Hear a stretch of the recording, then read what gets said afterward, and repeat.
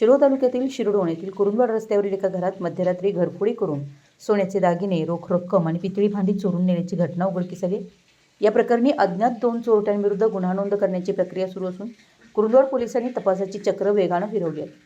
शिरडोण येथील सुवर्णा कोरे या आपल्या मुलाकडे अधिक महिना कार्यक्रमानिमित्त गेल्या होत्या। घर बंद असल्याची संधी साधून 31 तारखेच्या मध्यरात्रीच्या सुमारास अज्ञात 2 चोरटे ॲक्टिवा व दुचाकीवरून आले। त्यांनी घराचा कडी-कोंडा तोडून घरात प्रवेश केला। चोरट्यांनी घरातील सुमारे 1 तोळे सोन्याची चेन, सुमारे 1 लाख रुपये रोख रक्कम तसेच पितळी भांडी असा ऐवज चोरून नेला।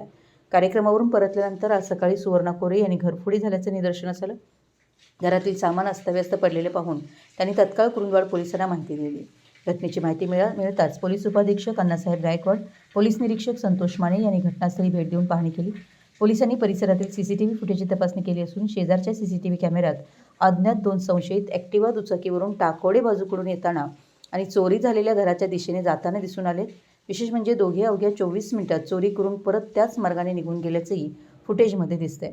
पोलिसांनी तपास यंत्रणा गतिमान केली असून विविध सीसीटीव्ही फुटेजचे बारकाईने तपास सुरू केला आहे। मराठी एस न्यूजसाठी कुरुंदवाडहून संदीप अडसूळ।